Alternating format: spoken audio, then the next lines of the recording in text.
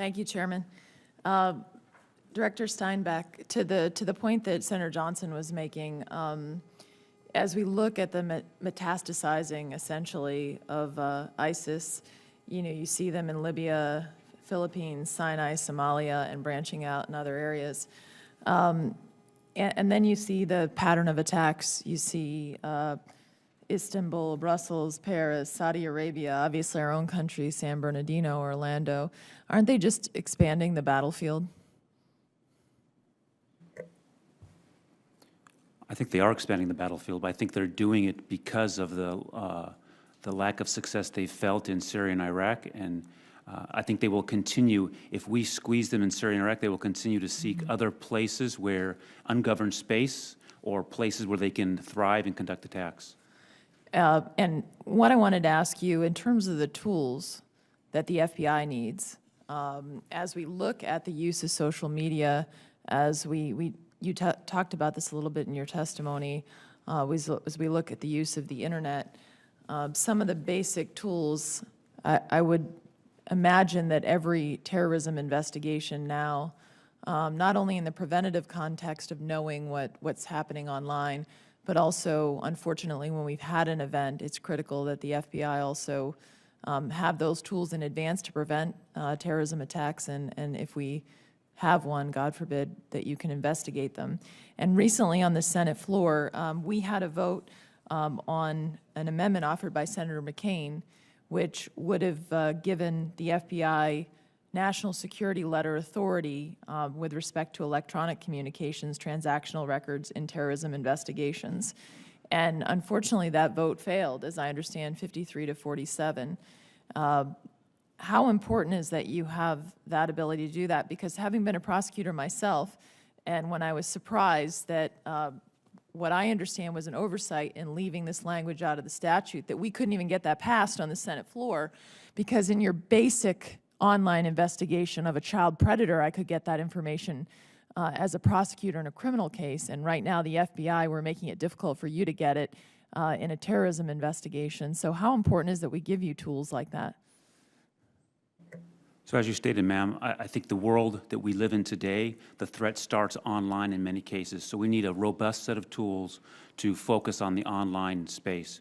We need open source tools as well as high-side data sets. We need to lay those over each other to fully identify what we have. Tools like NSLs and the Ector fix allow us to very agilely identify not only the bad guy, but the bad guy's network. 20 years ago, we had telephones, and you looked at the telephone, and you looked at to from to see who the bad guy was communicating with. Now in today's world, with the spread of social media, with the spread of the online threat, we need those tools in the online space to identify who the bad guys are contacting. And right now, essentially, where you are is you can get the telephone records, you can get the financial records, but you can't get the basic internet records, which don't involve content, by the way, but that I could get if I were prosecuting a basic criminal case.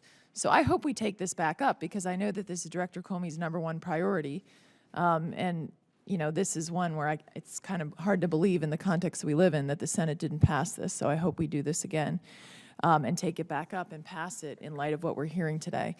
And I wanted to also follow up, as you think about the tools that you need, looking at what happened recently in Orlando, can you share with us at all in terms of the internet piece of what you can share at this point of how the internet played at all in the terrorism attack that occurred in Orlando, and what lessons we've learned in terms of investigative tools that would be helpful in the context of that, and also San Bernardino? Because I think one of the challenges we're facing here is we obviously want to engage people online to prevent this, but also good intelligence up front if an attack is coming, to be able to stop it before it happens. So I think the challenge we face today is that we start in a place where people are passively consuming content, which of course is not against the law. So our challenge is, as I mentioned in my opening comments, is to look through the volume of individuals who are online passively consuming this material, and look for those individuals who are doing more than just passively consuming that online content, who have expressed an intent to do harm.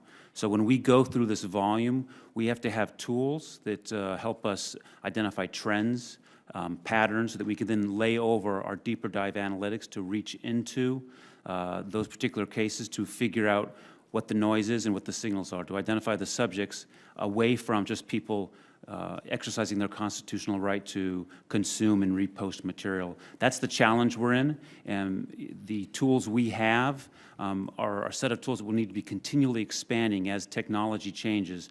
We need to, on a regular basis, reassess exactly what tools we have, both in open source and on the high side, and make sure they are robust enough to address the threat. And my time is up, but just to be clear, the individual in Orlando was consuming this type of information, as I understand it. The individual in Orlando was consuming material, yes. Senator Langford.